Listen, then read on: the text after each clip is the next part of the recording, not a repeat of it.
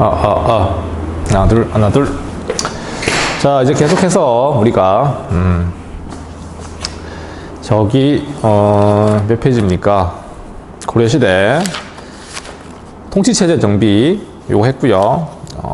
시무 28쪽 최승로 이야기도 했고요. 오늘은 이제 계속해서 이제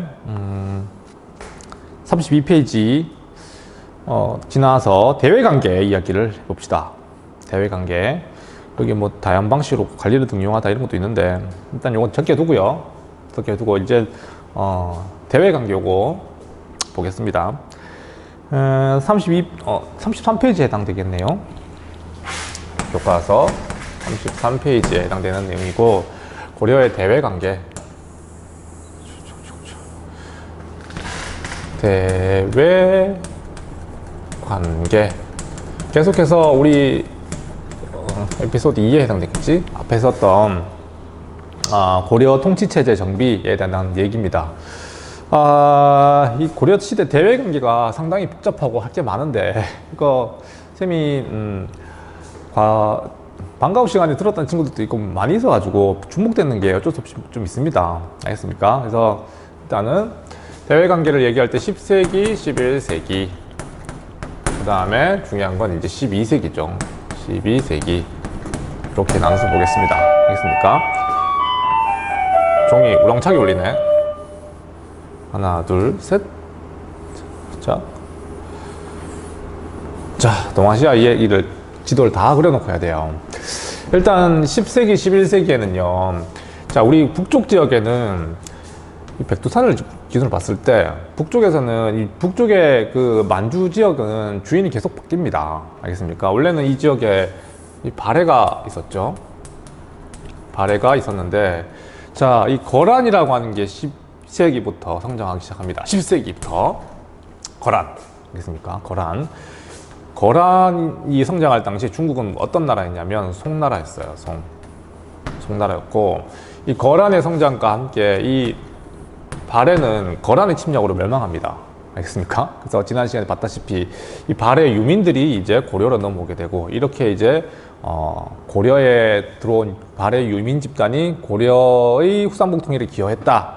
그게 태조의 훈요 10조의 어떤 북진 정책으로 나타났다. 뭐 그렇게 설명했습니다. 됐고요. 자, 그러면 이제 10세기, 11세기에 이제 이 고려죠. 고려와 거란과의 관계. 잠시겠지만 이 북진 정책 때문입니다. 알겠습니까? 자, 일단 이 11세기에는 이 거란과 대결하는 시기였고, 거란 같은 경우는 사실은 이 고려와 좋은 관계를 유지하려고 굉장히 노력했었어요. 초창기에는 태조 시절에는. 알겠습니까? 근데 이 태조는 알다시피 계속 거란과의 멀리하죠. 멀리하고 만부교 사건이라든가 이런 것들은 들어봤을 겁니다. 뭐 어쨌든 거란과 이 거리를 두게 되고, 그게 이제 성종 때부터 이제 외교적 마찰로 나타나기 시작합니다. 자, 일단 이 거란의 1차 침입. 자, 계속 종치네요. 자, 언제냐면 이게 연도 내가 같이 알 필요 없을 것 같고, 거란의 1차 침입은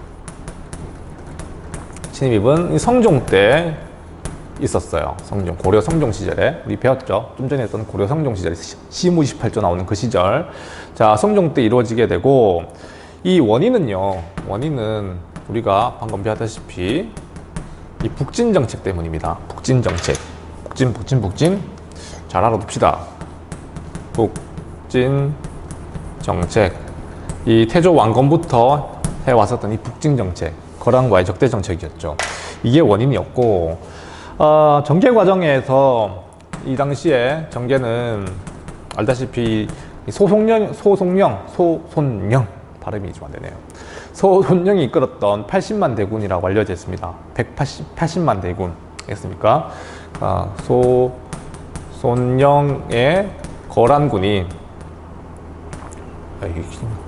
80만 거란군이 고려를 침입해 들어왔고, 이 당시에 이걸 막았던, 이걸 여기에 대적했던 사람이 바로 누구였습니까? 고려의 서희였죠. 서희. 물론 초반에는 이걸 자세히 설명하면 진짜 길어요. 너무 기니까 그냥 간단하게 넘어갑시다.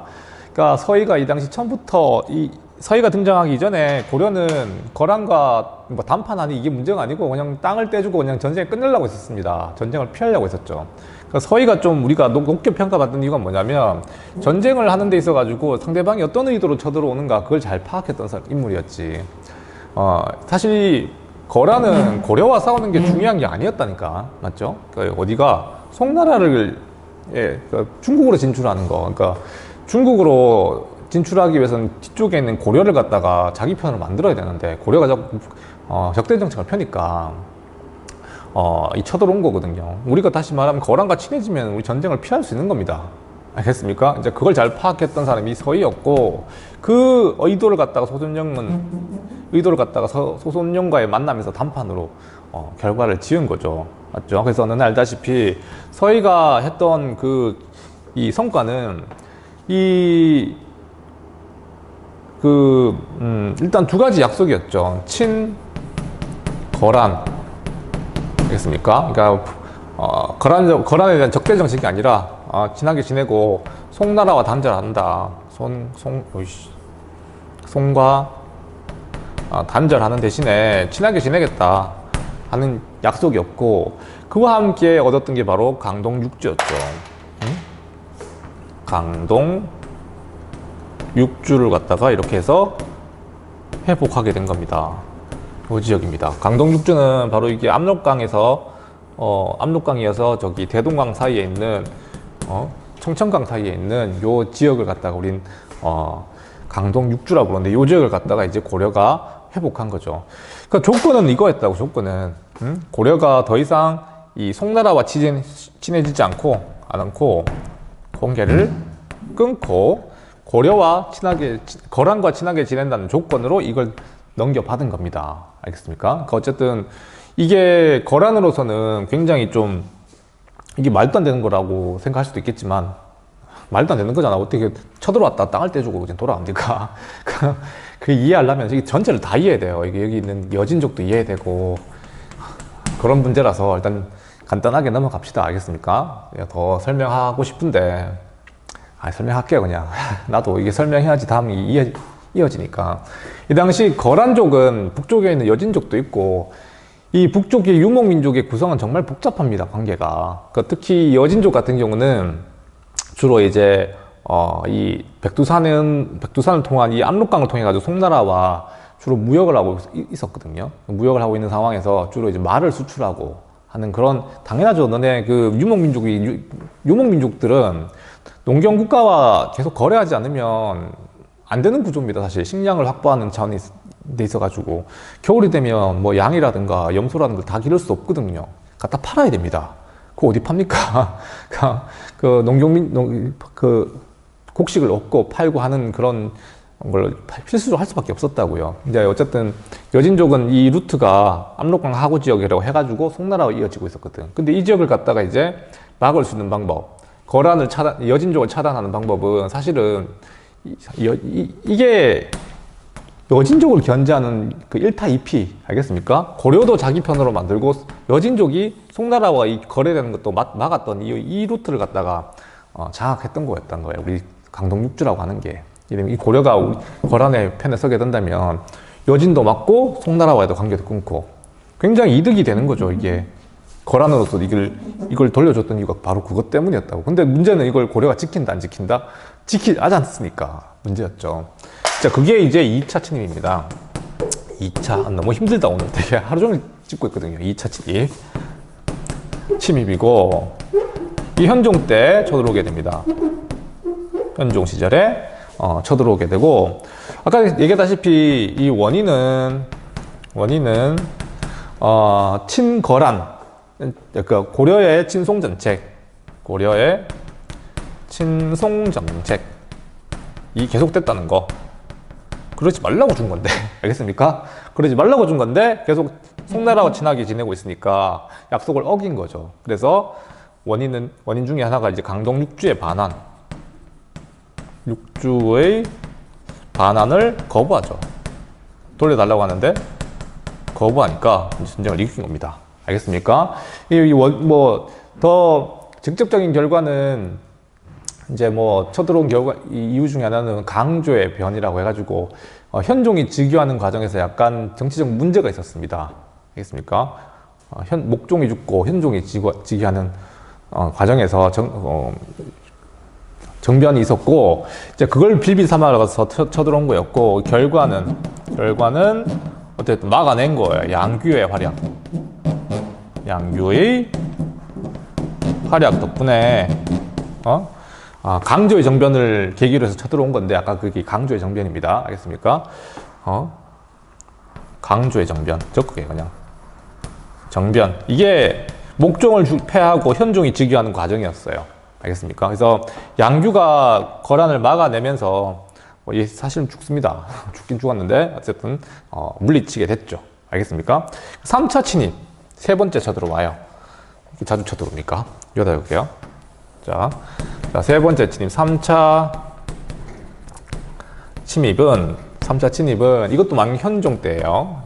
현종 때는 그러니까 뭐 거란과 거의 뭐 싸우다가 끝났다고 보면 됩니다. 알겠습니까?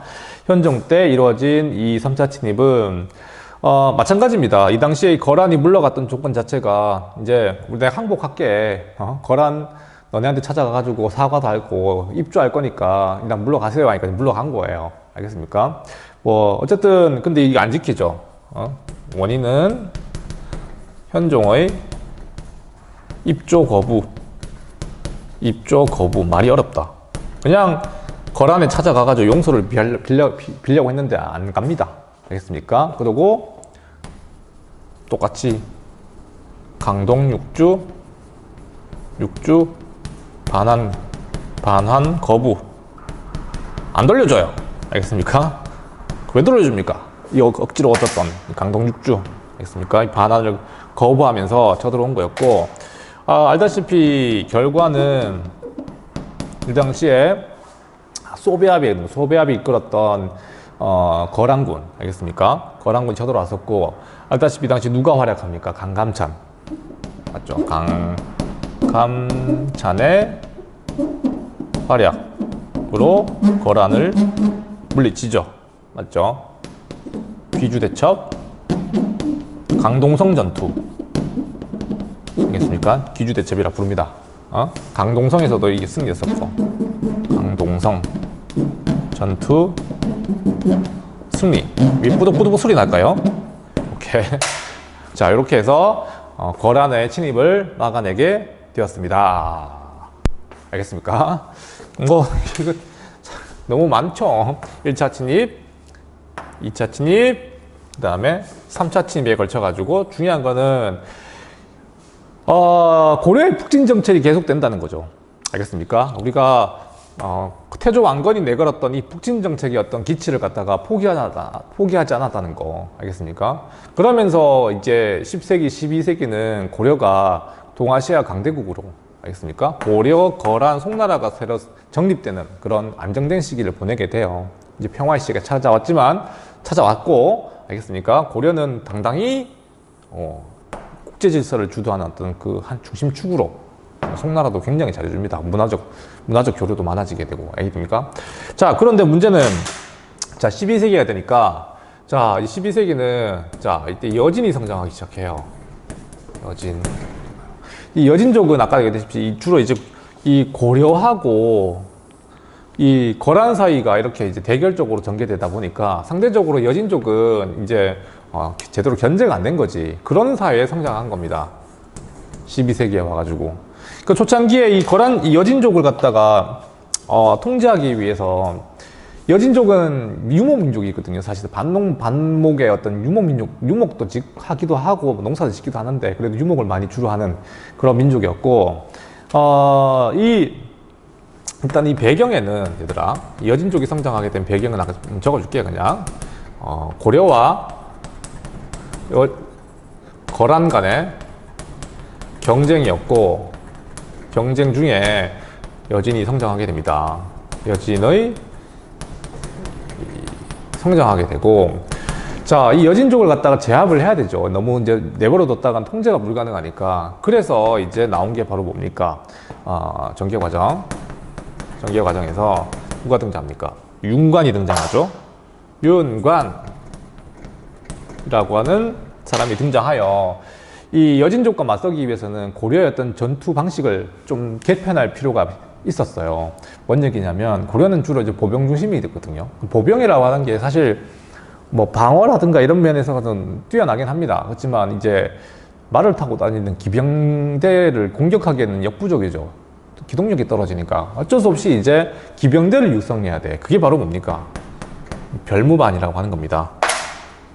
자, 별무반을 갖다가 편성하게 되고 이 별무반이라고 하는 걸 중심으로 여진족의 근거지를 갖다가 소탕하게 되죠. 그래서 별무반 중심으로 동북 지방의 구성을 갖다가 개척합니다. 자, 그래서 이 동북 구성의 위치가 어딜까? 이게 정확히 특정할 수 없어요. 한 이쯤이지 않을까 이게 추정합니다. 알겠습니까? 여기가 이제 여진족이 내려오는 루트거든요. 그래서 이 지역을 갖다가 아마 동북 구성이라고 특정할 수는 없지만 이쯤으로 보고 있습니다. 이렇게 이제 이 지역을 갖다가 이제 개척하게 됐던 거였죠. 문제는 뭐냐면 우리가 거란이 이제 우리가 거란과 경쟁하는 과정에서 개척했던 이 강동 육주는 거란의 어떤 그 요구에도 불구하고 끝까지 지켰잖아요. 맞죠? 이것 때문에 계속 전쟁 났으니까. 지켰는데, 자, 동북구성 이 지역은 고려로서는 지킬 만한 어떤 가치가 없었나 봐요. 그래서 이걸 갖다 결국에는 여진에게 반환합니다. 반환을 해버렸습니다. 반환. 그러니까 뭐 여러 가지 사정이 있었어요. 사실은 고려와 거란이 완전히 이제 종식된 것도 아니었고, 이 상황에서 여진까지 이제 침입해서 들어오면은 사실 막기 곤란하기 때문에 그 당시 집권층의 어떤 외교 전략으로 봤을 때 외교 전략은 이 여진족을 갖다가 요구하는 이 지역을 돌려줘가지고 자기 편을 만들고 여진족을 갖다가 좀 위무하면 거란에 좀 집중할 수 있으니까 그런 의도였던 것 같아요. 알겠습니다. 그래서 이게 이제 이게 좀 악수가 됐죠. 결국 여진에게 돌려줬던 동북 구성을 바탕으로 해가지고 여진족은 이걸 바탕으로 하여 나라를 세워버려요. 알겠습니까? 자, 그래서 1115년에 이 여진족이 세운 나라가 바로 금이죠. 금을 건국하게 됩니다. 놀랍게도. 이해됩니까? 그러니까 반환된 동북 구성을 바탕으로 해가지고 여진족은 더욱더 성장해가지고요. 이제 거란까지도 공격하는 이 지경에 이른 거죠. 실제로 거란까지 공격하고 이 고려에게도 이제 쳐들어옵니다. 그리고 이 당시 이 여진족은 금은 이 고려에게 자 형제 관계를 요구해요. 형제 관계를 갖다가 요구했는데 어떻게 했을까? 싸웠을까? 수용했을까? 이걸 갖다가 고려는 수용하죠. 수용해버립니다. 전쟁을 피했습니다. 전쟁을 피하고 봐야죠. 왜? 그럴까요? 이 당시 집권층이 이제 문벌귀족이라 불렸는데 어쨌든 괜히 싸워가지고 맞죠? 그런 것보다는 전쟁을 피하는 편이 더 좋았다고 판단했겠죠. 뭐 어쨌든 더 자세한 얘기는 너무 긴 것 같고요. 쌤 하루 종일 찍겠어요. 힘듭니다. 자, 귀찮아지고 있어요. 진짜. 자, 전쟁을 피하게 됩니다. 그 당시 집권층이었던 문벌귀족, 이자겸을 비롯한 그런 집권층은 전쟁을 피하죠. 심지어 나중에는 얘들아, 이 여진족이 세웠던 이 금나라가 자, 이 거란이 세웠던 나라가 요 나라였거든요. 이 요를 갖다가 아예 물리쳐버리고 중국 지역을 다 차지해버려요. 나중에는. 알겠습니까? 다시 자 정리하자면 요가 멸망하고 난 뒤에 멸망 후에는 다시 한 번 더 고려에게 요구해 오는데 그게 뭐냐면 이제는 군신관계를 요구해요. 군신관계를 요구해 왔고, 뭐 형제 관계로 지내는 거야 뭐 그렇다 쳐도 이제 군신 관계는 사실 중국에나 해 왔던 건데 이걸 갖다가 요구했던 거지.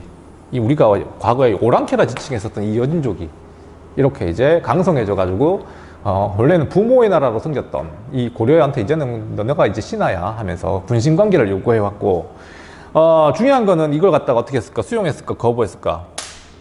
수용했을까? 거부했을까? 이걸 갖다가 마찬가지로 수용합니다. 수용하게 돼요.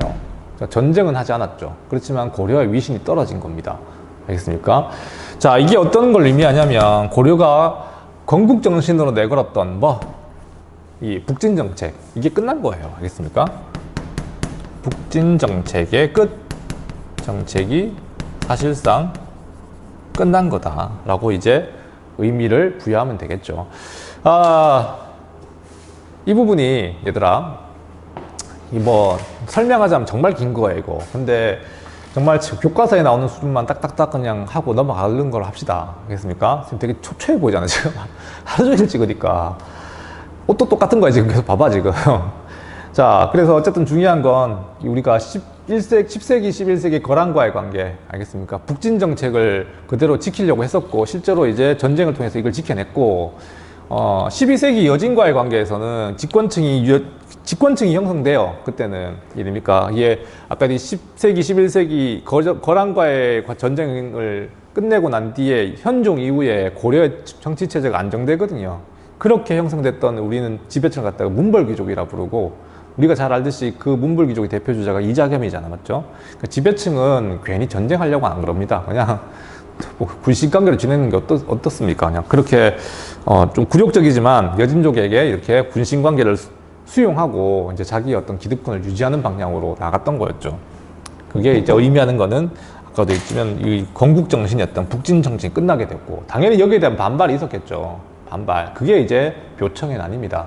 묘청의 서경 천도 운동은 이런 어떤 이 굴욕적인 어떤 외교 정책에 대한 반발이었고, 됩니까? 반발이었고, 그 당시 인종 집권 당시에 왕권이라고 하는 것도 많이 떨어지는 상황에서 이제 새로운 어떤 모색을 해보려고 했던 거였지.